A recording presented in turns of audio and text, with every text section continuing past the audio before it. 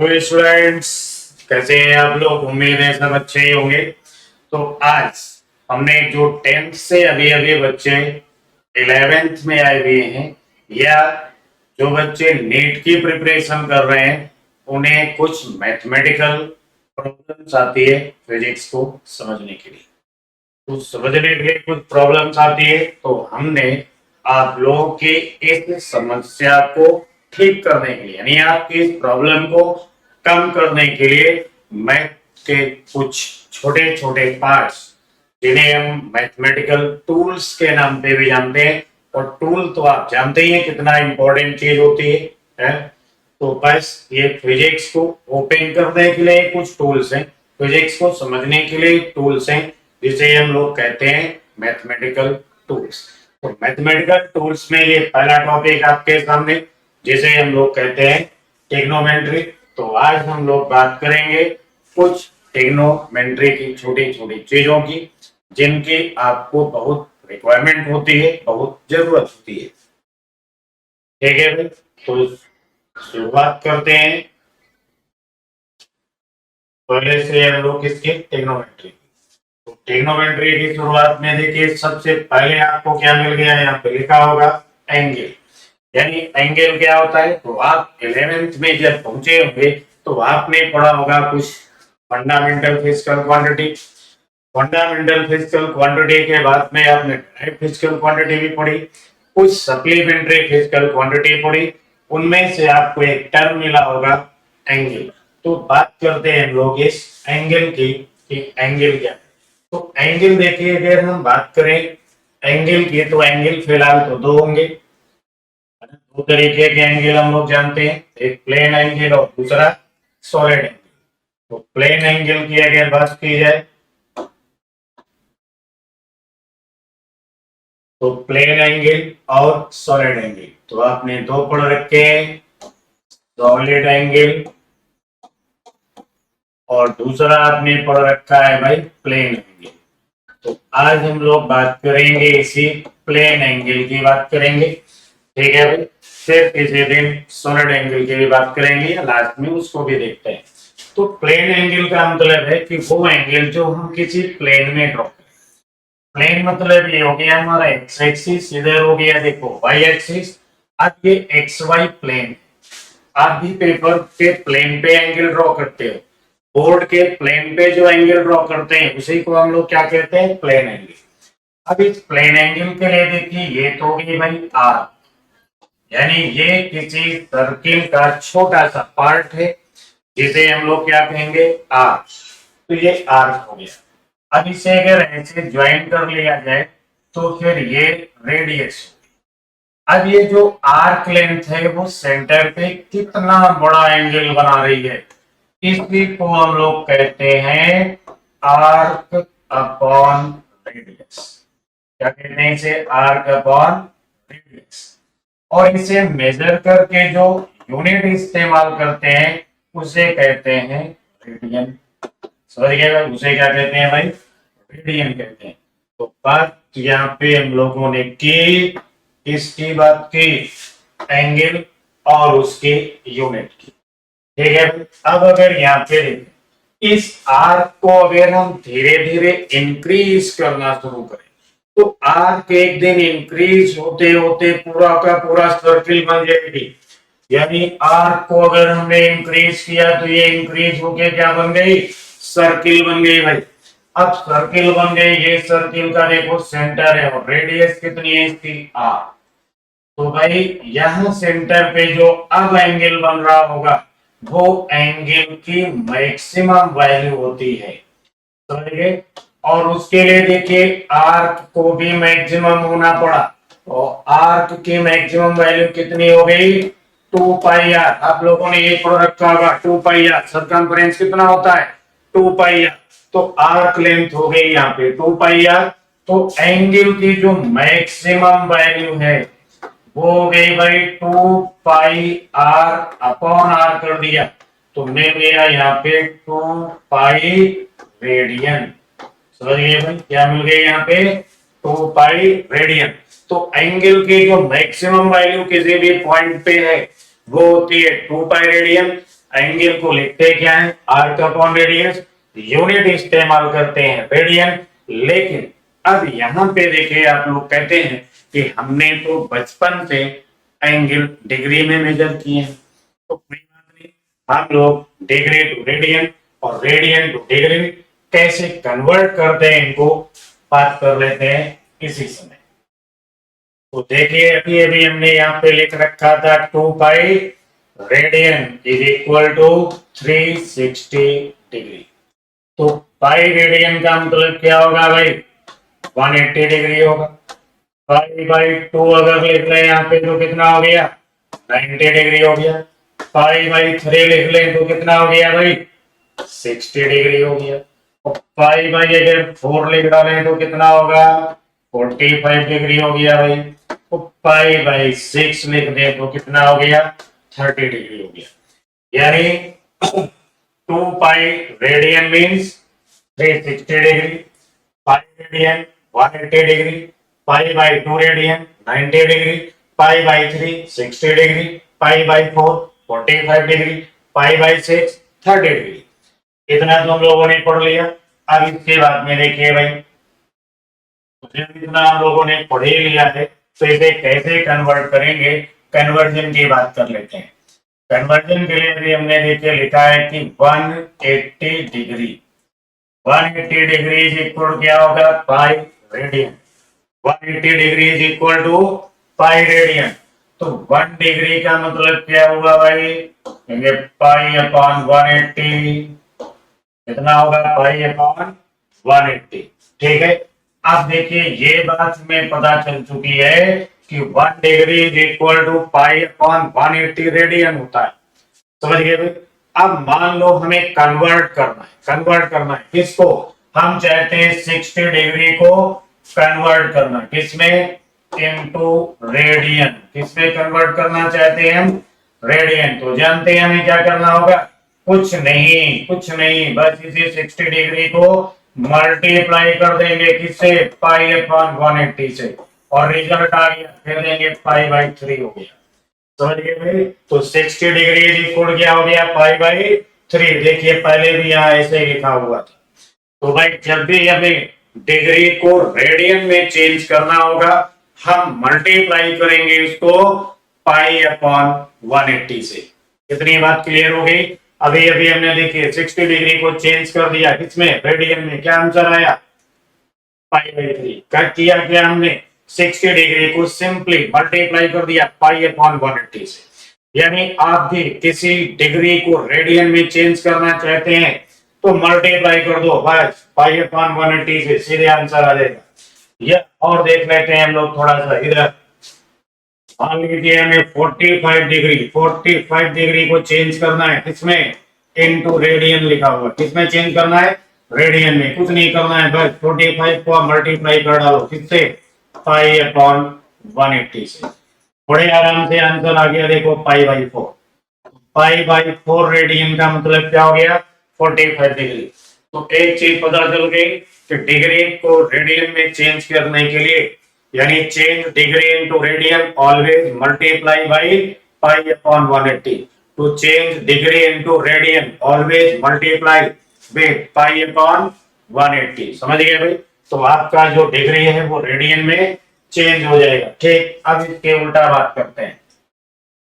यहाँ पे अभी अभी देखिए हमने लिखा pi radian, pi radian is equal कितना हो गया, 180 degree. Pi radian is equal क्या हो गया, 180 डिग्री। अब अगर हम बात करें 1 रेडियन की, तो 1 रेडियन क्या होगा भाई, 180 अपॉन पाई, कितना होगा, 180 अपॉन पाई। पाई की वैल्यू भी सब लोग जानते हैं, पाई की वैल्यू भी जानते हैं 3.14। तो सॉल्व करने के बाद में आ जाएगा 57.3 डिग्री। समझ गए। यानी 1 radian is equal to 57.3 degree होगा। इतनी बात क्लियर होगी। इसके अलावा देखिए, अब अगर हमें मान लो रेडियन को चेंज करना है डिग्री में, कितने रेडियन को, मान लीजिए हमने आपसे कह दिया हमारे पास में तो पाई बाई 2 है। अब हम इसे चेंज करना चाहते हैं, चेंज इनटू इसमें डिग्री। तो अगर हम इसे डिग्री में चेंज करना चाहते हैं तो जानते हैं क्या करेंगे, कुछ नहीं, बस इस पाई बाई 2 को तुरंत मल्टीप्लाई कर डालो कितने से 180 अपॉन पाई से, आ गया देखो 90 डिग्री। यानी to change radian into degree, to change radian into degree always multiply with 180 upon pi, always multiply with 180 upon pi. यानी अगर आपने रेडियन को मल्टीप्लाई कर दिया 180 अपॉन पाई से तो वो एंगल आपका चेंज हो जाएगा डिग्री में। बहुत सिंपल है, चेंज हो गया भाई। तो फिर आगे देखते हैं हम लोग, कितना क्लियर हो गया हो। तो उम्मीद है आप लोग इतनी बात सीख गए होंगे। तो फिर अब हम लोग बात करते हैं ट्रिग्नोमेट्रिकल रेशियो की।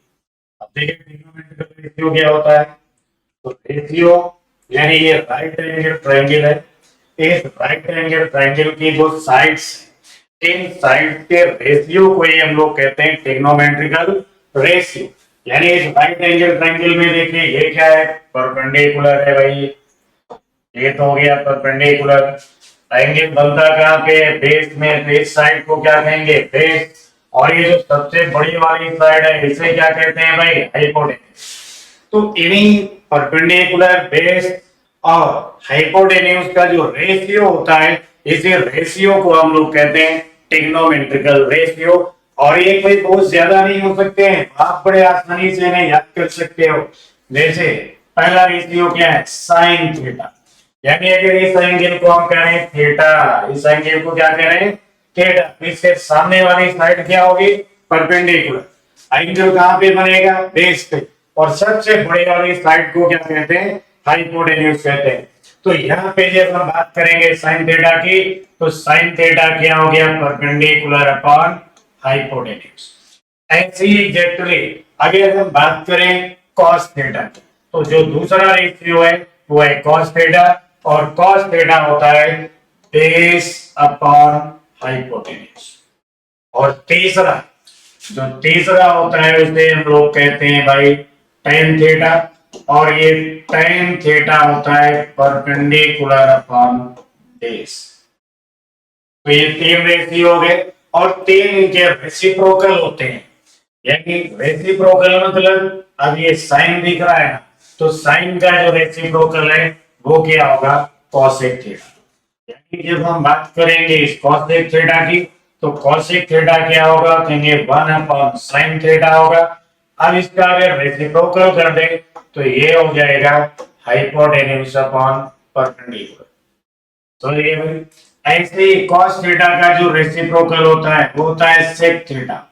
तो sec थीटा यहाँ पे क्या होगा भाई, हाइपोटेन्यूज अपॉन बेस, यानी 1 अपॉन cos थीटा हो गया, और 1 अपॉन cos थीटा हो गया हाइपोटेन्यूज अपॉन बेस। लास्ट में भी हमने लिखा था tan थीटा, अब इसका रेसिप्रोकल होता है cot थीटा, और cot थीटा क्या होगा, तो ये 1 अपॉन tan थीटा होगा। और tan थीटा तो आप जानते हैं परपेंडिकुलर अपॉन बेस होता है, तो इसे आप लिख देंगे बेस अपॉन परपेंडिकुलर। यानी ये होते हैं ratio, trigonometrical ratio, right angle triangle की साइड के ये रेशियो है जिन्हें हम लोग कहते हैं ट्रिग्नोमेट्रिकल रेशियो।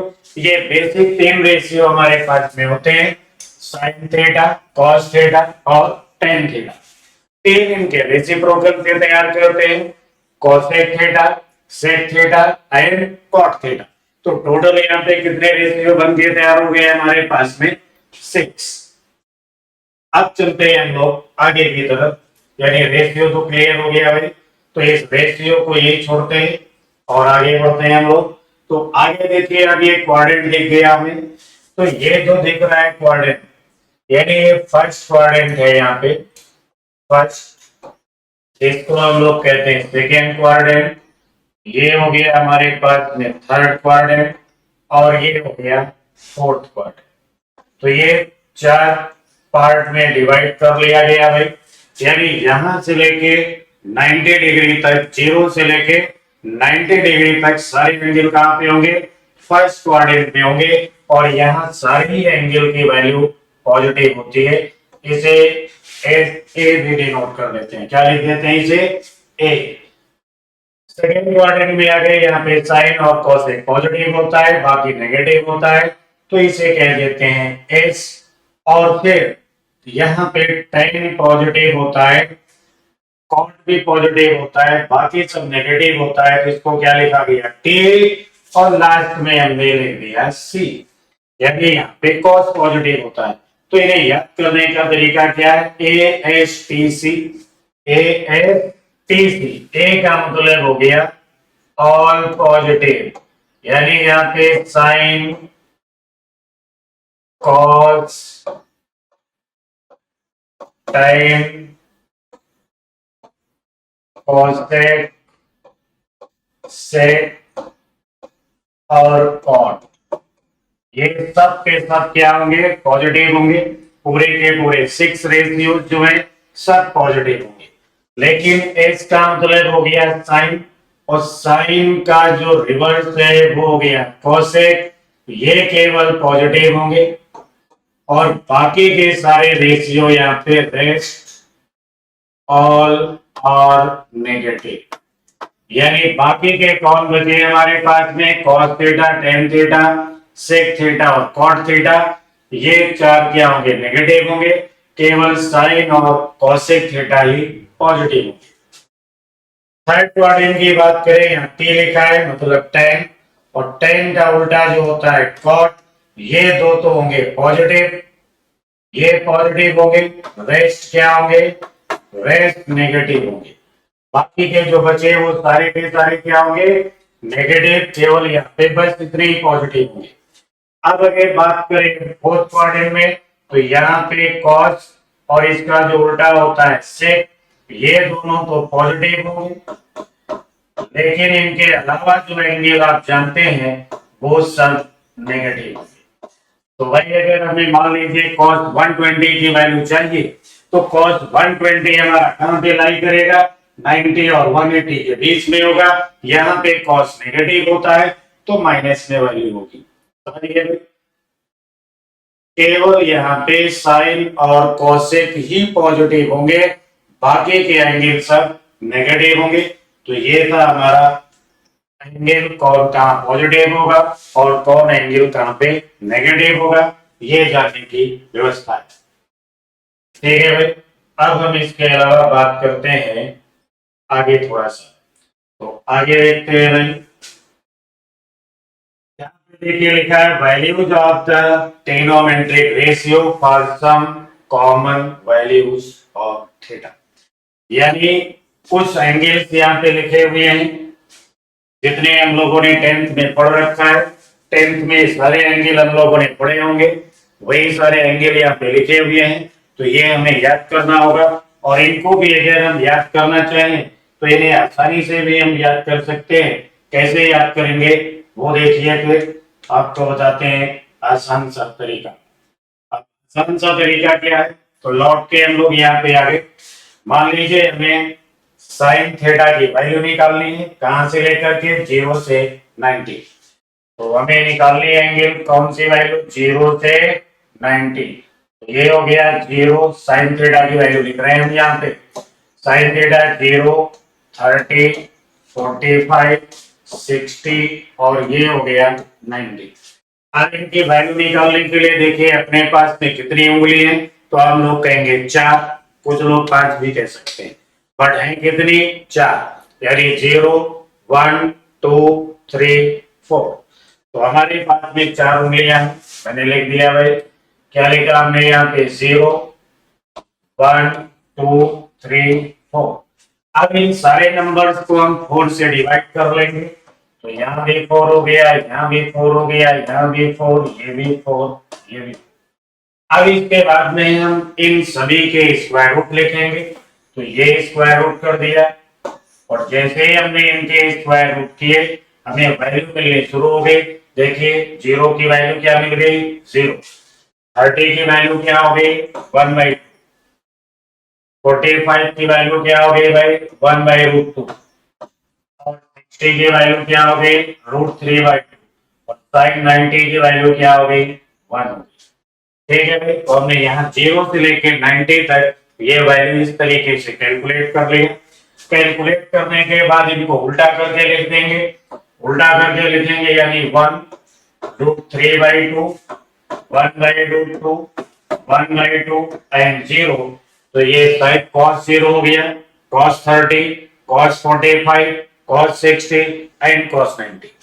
अब अगर इन दोनों वैल्यूज को हम आपस में डिवाइड कर ले तो हमें tan थीटा मिल जाएगा। समझिए क्या मिल जाएगा हमें? tan theta. यानी tan थीटा की वैल्यू चाहिए तो हमें क्या करना चाहिए था? sin theta upon cos theta कर लेंगे, tan थीटा की वैल्यू मिल जाएगी। cot थीटा की वैल्यू चाहिए तो हमें क्या करना चाहिए? tan थीटा की जो वैल्यू आई हुई है उस tan थीटा की वैल्यू को हमें रेसिप्रोकल करके लिख देंगे तो हमें cot थीटा की वैल्यू मिल जाएगी। अब मान लीजिए हमें cosec थीटा की वैल्यू लिखनी है तो हमें sin थीटा का रेसिप्रोकल लिखना होगा। तो हम cosec 0, cosec 30, cosec 45, cosec 60 और cosec 90 की वैल्यू निकाल सकते हैं। ऐसे अगर हमें sec थीटा की वैल्यू चाहिए तो भी हम क्या कर देंगे? 1 cos थीटा कर लेंगे। यानी cos थीटा की वैल्यू पता है, इनको रेसिप्रोकल कर लेंगे तो क्या मिल जाएंगी? sec थीटा की वैल्यू। sin थीटा की वैल्यू रेसिप्रोकल कर लेंगे, क्या मिल जाएंगे? cosec थीटा की वैल्यू। sin थीटा और cos थीटा की वैल्यू का रेशियो निकाल लें, यानी sin थीटा और cos थीटा, तो हम tan थीटा की वैल्यू निकाल सकते हैं। और tan थीटा की वैल्यू मिलते ही हम उसका रेसिप्रोकल कर दें तो cot थीटा की वैल्यू मिल जाएंगी। ये बेसिक आसान सा तरीका है जिससे आप अपनी 0 से 90 तक sin theta, cos theta, tan theta, cot theta, sec theta और cosec थीटा की वैल्यू बड़े आसानी से आप कैलकुलेट करके अपनी नोटबुक पे लिख सकते हैं और उन्हें याद कर सकते हैं। ठीक है, इतनी बात क्लियर होगी। अब इतनी सी बात क्लियर है तो फिर अब हम लोग आगे देखते हैं। और आगे क्या देखा हम लोगों ने? तो आगे हम लोगों को दिखाई पड़ा एक चार्ट यहाँ पे बना हुआ है और इस चार्ट में वही सारी वैल्यूज हैं जो हम लोगों ने अभी पीछे कैलकुलेट करके लिखा हुआ है। ठीक है भाई, ये देखिए sin 0, 30, 45, 60, 90, इसी को उल्टा करके लिख दिया गया, cos थीटा की वैल्यू मिल गई। इन दोनों को डिवाइड करके लिख लिया गया, tan थीटा की वैल्यू मिल गई। ठीक है भाई, cos का रेसिप्रोकल किया, sec थीटा की वैल्यू मिल गई। cosec थीटा चाहिए था, हमने sin थीटा का रेसिप्रोकल किया, ये वैल्यूज आ गई। cot थीटा के लिए हमने tan थीटा का रेसिप्रोकल कर दिया तो वो वैल्यूज भी आ गई। इतनी बात क्लियर हो गई। तो इस तरीके से हम अपनी चार्ट खुद से मेंटेन कर सकते हैं और उम्मीद है आप समझ गए होंगे, खुद कर भी लेंगे। ठीक है, अब बात करते हैं हम लोग इससे थोड़ा सा आगे बढ़ते हैं। और आगे जैसे ही बढ़ गया यहाँ पे क्या लिखा हुआ मिल गया हमको? कन्वर्जन। अब इस कन्वर्जन की बात किया जाए, बहुत इंपॉर्टेंट है, बहुत परेशान करता है हम लोगों को ये। तो अब इसके कन्वर्जन की यहाँ पे बात करते हैं।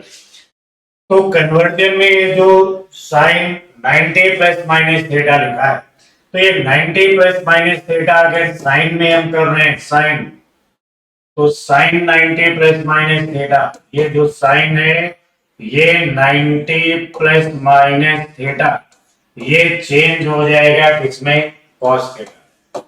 समझिए भाई, ऐसे ही अगर यहाँ पे लिखा हुआ है कॉस थीटा, तो कॉस थीटा भी चेंज हो जाएगा साइन थीटा। यहाँ पे अगर लिखा हुआ है tan थीटा, तो tan थीटा किसमें चेंज हो जाएगा भाई? cot theta. cot थीटा की बात किया जाए तो cot थीटा किसमें चेंज हो जाएगा? tan theta. sec थीटा की बात किया जाए तो ये चेंज हो जाता है भाई cosec थीटा में। और cosec थीटा की अगर बात किया जाए तो ये चेंज हो जाता है sec थीटा। यानी जो 90 प्लस माइनस थीटा है वो साइन होगा तो cos थीटा में चेंज होगा, cos sin थीटा हो जाएगा, tan थीटा cot थीटा में चला जाएगा। कौन सा? 90 प्लस माइनस थीटा। इतनी बात समझ में आ गई होगी। लेकिन अभी देखिए, ये जब हम लोग शॉर्टकट में याद करने की बात कर रहे हैं तो शॉर्टकट में हमें ज्यादा अलर्ट रहना पड़ता है। अब वो अलर्ट वाली बात क्या है? तो विद एग्जाम्पल यहाँ पे समझते हैं। जैसे मान लीजिए हमें निकालना है साइन 120। अब साइन 120 कहाँ पे होगा? हम देखेंगे सेकेंड क्वाड्रेंट में होगा। सेकेंड क्वाड्रेंट में साइन कैसा होता है? पॉजिटिव होता है, इसलिए कोई टेंशन नहीं। तो इसे हम ऐसे लिख सकते थे साइन 90 प्लस 30। अब साइन थीटा किसमें चेंज होता है? हम देंगे कॉस थीटा में, तो हमें यहाँ पे कॉस 30 की वैल्यू लिखनी होगी।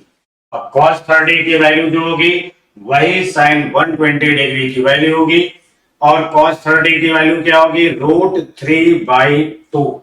लेकिन सेकेंड क्वाड्रेंट में ये वैल्यू सेकेंड क्वाड्रेंट में जाएगी, सेकेंड क्वाड्रेंट में साइन पॉजिटिव होता है, इसलिए इसको ऐसे ही छोड़ देंगे। ठीक है भाई। अब देखिए अगर हमें मान लीजिए निकालना होता यहाँ पे साइन 150 डिग्री, तो साइन 150 का मतलब क्या हो गया, कहेंगे कुछ नहीं, साइन 90 + 60। अब साइन 90 + 60 करेंगे तो ये होना चाहिए cos 60, यानी जो साइन 150 की वैल्यू है वो cos 60 की वैल्यू के बराबर होगी, बट पॉजिटिव होगी या नेगेटिव, ये जानने के लिए फिर हम कहेंगे कि 150 डिग्री सेकेंड क्वाड्रेंट में होगा, उस सेकेंड क्वाड्रेंट में साइन पॉजिटिव होता है, इसलिए इसको प्लस में ही रहने दो। मतलब ठीक है भाई। ऐसे ही मान लीजिए अगर हमें लिखना होता है cos 120, अब cos 120 लिख रहे होते हैं तो इसका मतलब क्या हो गया भाई, cos 90 + 30।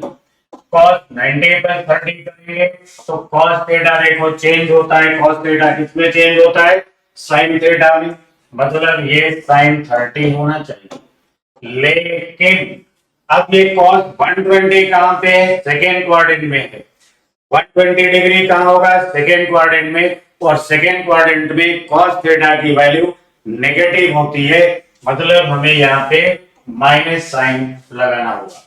समझ गए भाई, क्या करना होगा, माइनस करना होगा। ऐसे ही मान लीजिए अगर हमें cos 150 चाहिए तो इसका मतलब भी हो गया था cos 90 + 60। अब cos 90 + 60 करते तो इसका मतलब हो गया था भाई sin 60। अब वहां पर भी cos क्या होता है, नेगेटिव होता है, cos 150 कहां पे होगा, सेकेंड क्वाड्रेंट में होगा, सेकेंड क्वाड्रेंट में होगा, सेकेंड में cos नेगेटिव होता है, तो यहाँ माइनस साइन होना चाहिए। तो भाई ऐसे अगर हमें कोई भी वैल्यू चाहिए तो अब इस तरीके से चेंज कर लेंगे, यानी tan होगा तो cot में चला जाएगा, cot होगा तो tan में आ जाएगा। समझ गए, तो 0 से 90 तक की वैल्यू हमें याद होनी चाहिए, उसके बाद अपने इन कन्वर्जेंस का हम इस्तेमाल करेंगे और आराम से जिसकी भी वैल्यू चाहिए वो हम कैलकुलेट कर लेंगे। तो उम्मीद है ये बात आपकी समझ में आ गई होगी कि 90 ± थीटा जो है वो चेंज होगा और साइन कॉस में, कॉस साइन थीटा में, tan कॉट थीटा में, कॉट tan थीटा में, सेक कोसेक थीटा में और कोसेक सेक थीटा में चेंज होगा। एग्जाम्पल के लिए हमने इधर आपको कुछ बता रखा है, लेकिन आपको ध्यान रखना होगा ये जो 120 डिग्री है यानी 90 से 180 यहाँ होते हैं, तो इनसे बीच वाले जो वैल्यू होंगी जो 90 से ज्यादा और 180 से कम होंगी वो सब के सब कहां पे लाई करेंगी, सेकेंड क्वाड्रेंट में, और यहाँ केवल साइन और कॉसेक ही पॉजिटिव होते हैं। बाकी हमको पता है कि बाकी के सारे एंगल यहाँ पे क्या होंगे, नेगेटिव होंगे।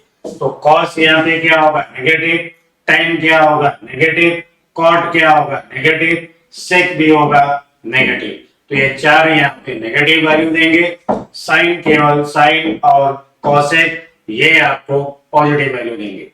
तो 90 ± थीटा, ये बात समझ में आ गई होगी। अब हम लोग अगले कन्वर्जन की तरफ चलते हैं।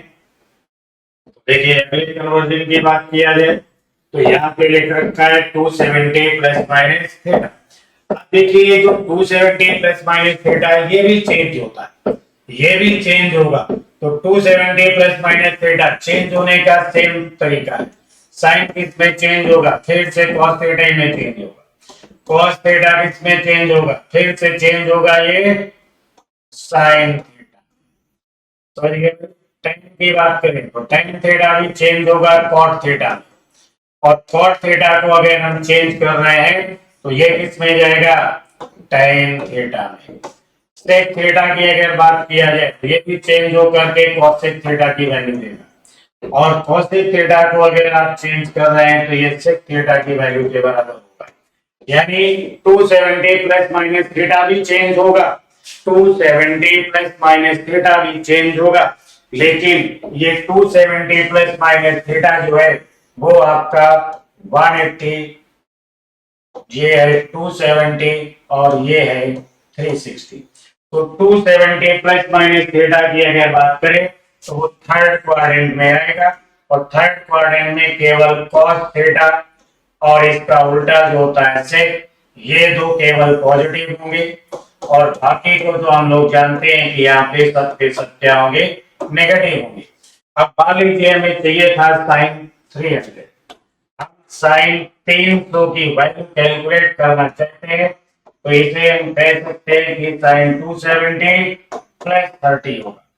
साइन थीटा किसमें चेंज होता है, कॉस थीटा में, तो वैल्यू क्या है कॉस 30 की मिलेगी, वैल्यू तो क्या होगी cos 30 की, बट साइन 300 कहां लाई करेगा, थर्ड क्वाड्रेंट में, थर्ड क्वाड्रेंट में साइन नेगेटिव होता है, इसलिए यहाँ पे माइनस साइन होना चाहिए था। समझ गए भाई।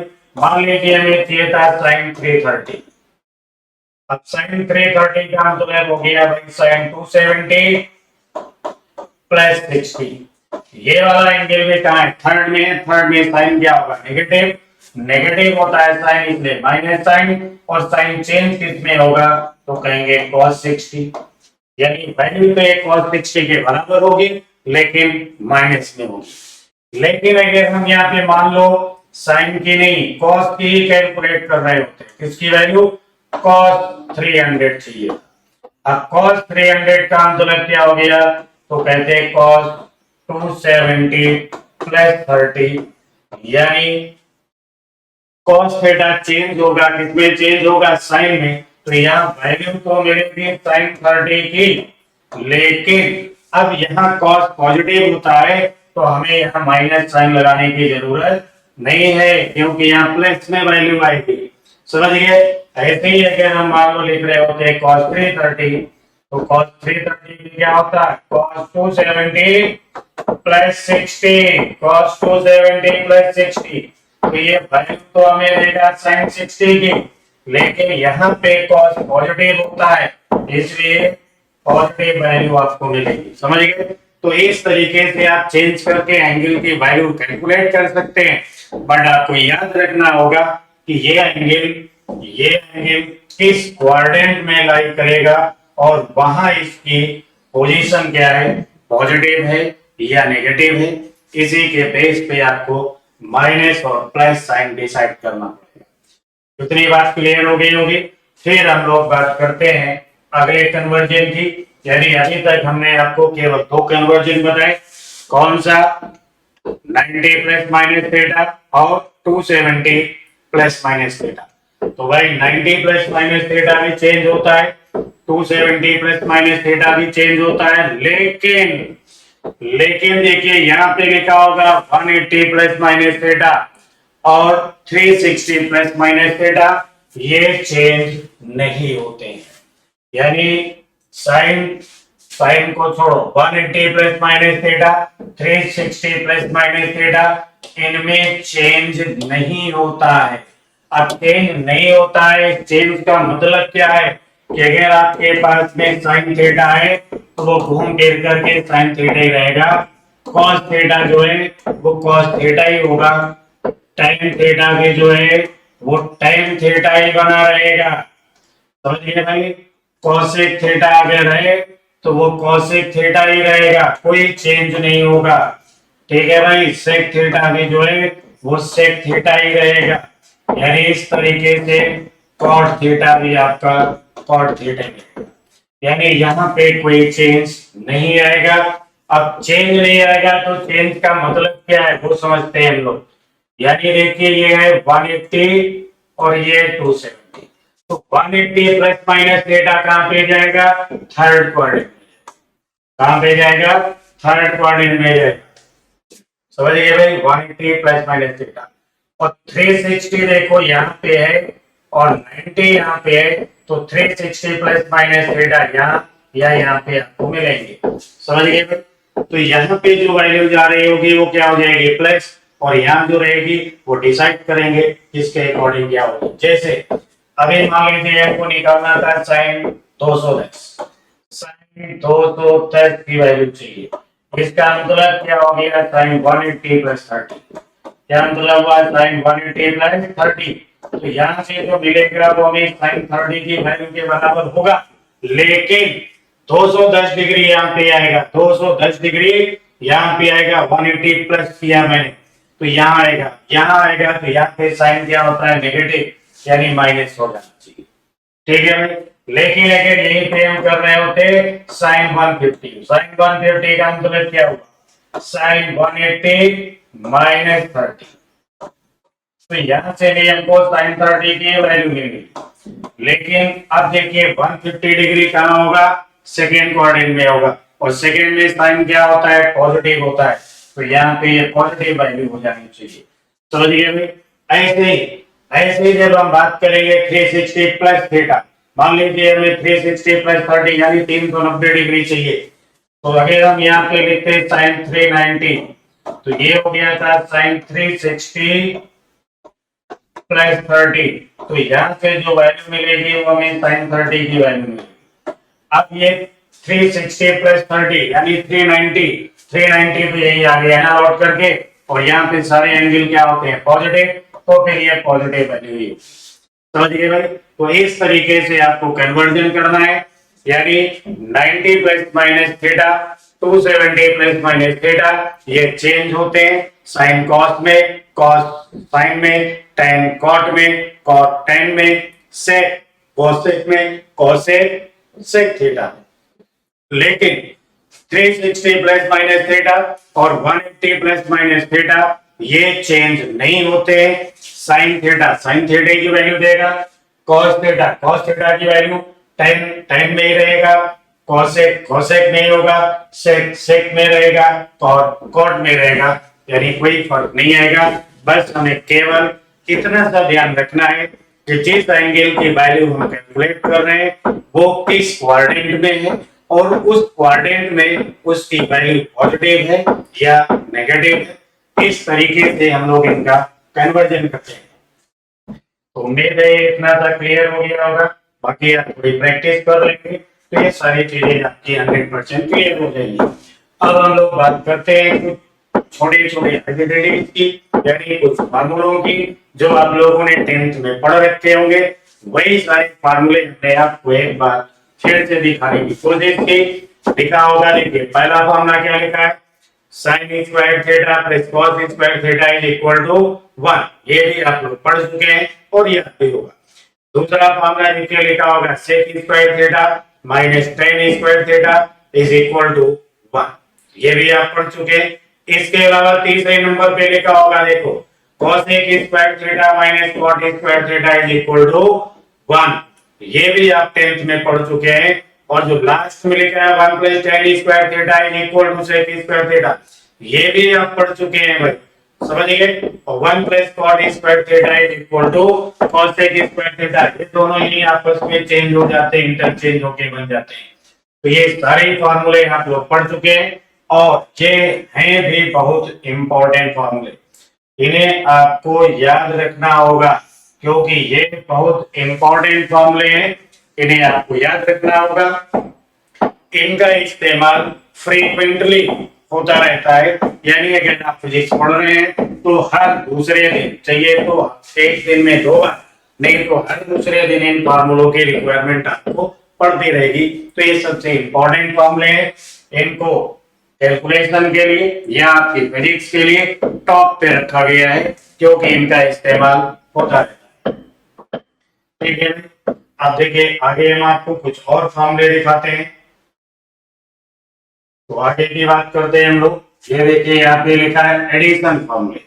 अब ये जो एडिशन फॉर्मूले हैं ये भी बहुत इंपॉर्टेंट फॉर्मूले हैं। लिखा है ना sin a plus b is equal to sin a cos b plus cos a sin b, बहुत इंपॉर्टेंट फॉर्मूला है। इसका इस्तेमाल वेक्टर नाम के चैप्टर में बहुत होता है, तो इस फॉर्मूले को आप लोग याद रखेंगे। और इस फॉर्मूले से और भी फॉर्मूले डेराइव हो जाते हैं, जैसे अभी हमने कह दिया है a is equal to b is equal to theta, यानी मान लो हमने a और b सबको इक्वल करके क्या कह दिया कि ये थीटा है, तब तो ये फॉर्मूला चेंज हो गया ना, sin थीटा प्लस थीटा हो गया। यहाँ पर भी हम लिख सकते थे sin theta cos theta plus cos theta sin theta, और अगर ध्यान से देखें तो ये हो गया फिर साइन 2 थीटा, और इधर हो गया भाई 2 साइन थीटा कॉस थीटा। यानी एक ये फॉर्मूला बन के तैयार हो गया साइन 2 थीटा, जिसका इस्तेमाल हम वेक्टर में खूब करेंगे, खूब करते हैं और कर भी चुके होंगे आप लोग। ठीक है भाई। अब इसके अलावा केवल अगर हमारे पास साइन 2 थीटा है तो देखिए हमने यहाँ 2 थीटा है तो हमने यहाँ क्या लिख रखा है थीटा, लेकिन अगर हमें कहीं रिप्लेस करना पड़ा है साइन थीटा को तो फिर हम लिखेंगे 2 sine theta by 2 cos theta. इस तरीके से इसको रिप्लेस करेंगे।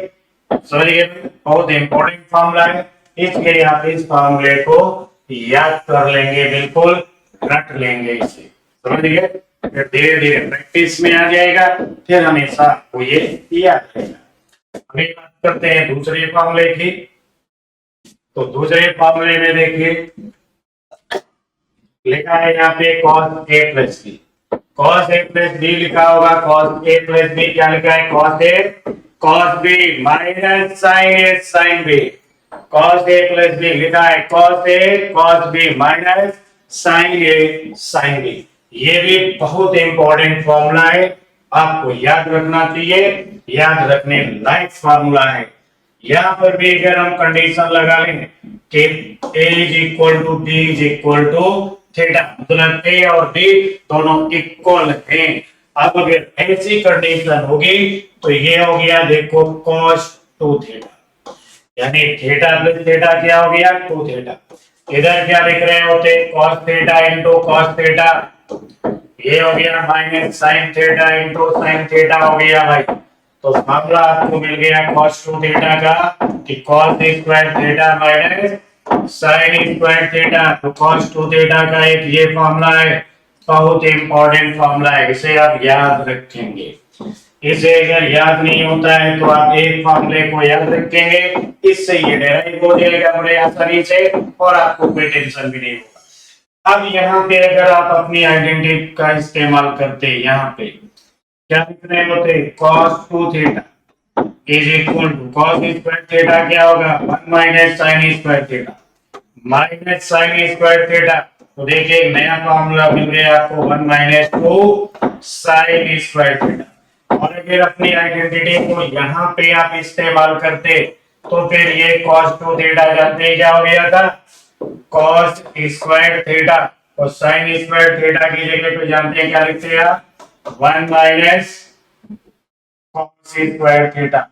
sin स्क्वायर थीटा क्या होगा 1 माइनस cos स्क्वायर थीटा। अब इसे देखिए सॉल्व किया गया हो गया 2 cos स्क्वायर थीटा माइनस 1। तो cos 2 थीटा का देखिए एक फॉर्मूला तो यहाँ पे लिखा हुआ है भाई इस डब्बे में, ये आपके लिए बहुत इंपॉर्टेंट है। दूसरा आपने यहाँ तैयार कर लिया, ये भी आपके लिए बहुत इंपॉर्टेंट है, यानी cos a plus b, cos a plus b जिसे आप कहते हैं cos a cos b minus sin a sin b। इससे आपने तीन और फार्मूले डेराइव कर लिए जो आपके लिए बहुत ही इंपॉर्टेंट हैं, तो इन्हें आप याद रखिए। और ये इनकी ओरिजिन कहां से है तो वो है cos a प्लस b से। तो मेन फॉर्मूले को अगर आप एक बार याद कर लें तो इनको तो आप घर पे डेराइव करके प्रैक्टिस करके और सीख सकते हैं। ठीक है भाई। या फिर इमरजेंसी पोजीशन में, इमरजेंसी कंडीशन में आप फट से फॉर्मूला लगा करके इन्हें आप डेराइव कर सकते हैं। अब बात करते हैं हम लोग नेक्स्ट फार्मूले की, और वो भी बहुत इंपॉर्टेंट फॉर्मूला है, और ये आ गया आपके सामने tan a प्लस बी। समझिए भाई आ गया एक नया फॉर्मूला, क्या आ गया tan a प्लस बी लिखा होगा भाई tan a plus tan b, tan a plus tan b upon 1 minus tan a tan b।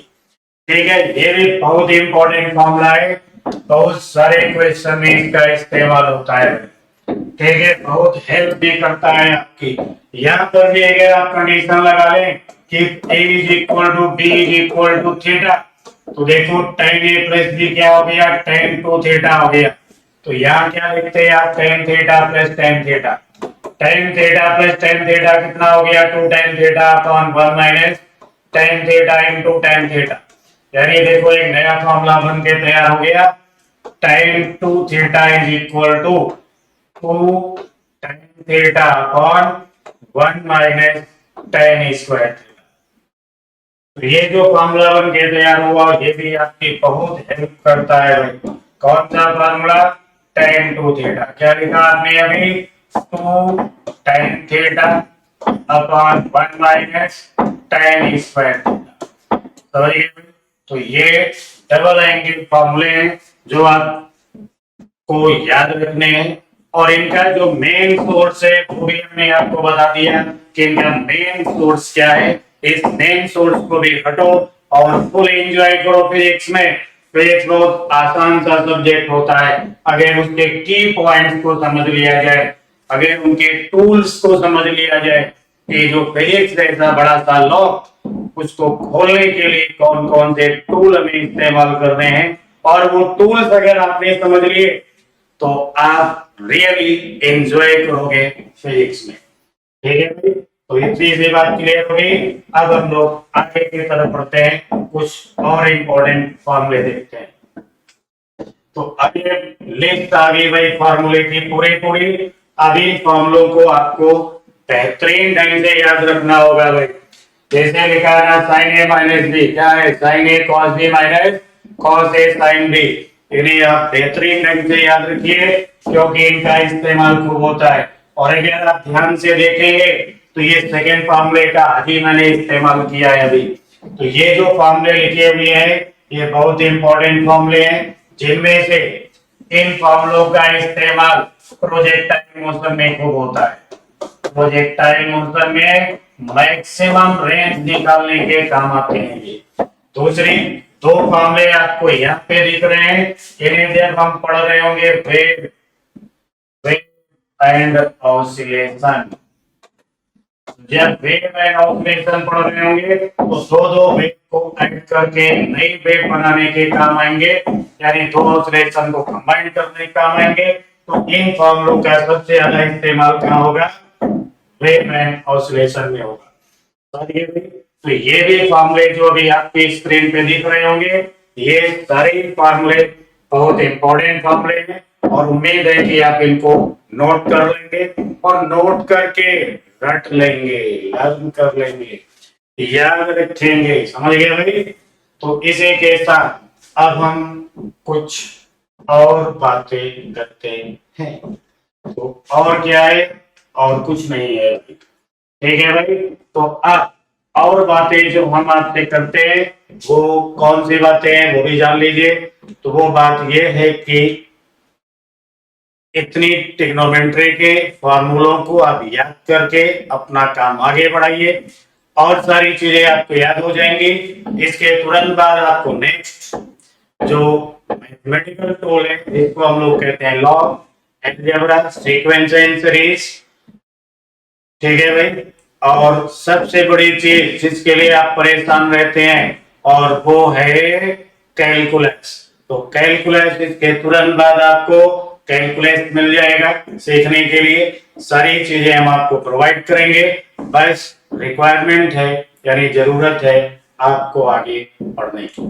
ठीक है भाई, तो उम्मीद है पढ़ते रहेंगे आप लोग, सीखते रहेंगे, एंजॉय करते रहेंगे, और फिर मिलते हैं नेक्स्ट लेसन में। तब तक के लिए नमस्कार।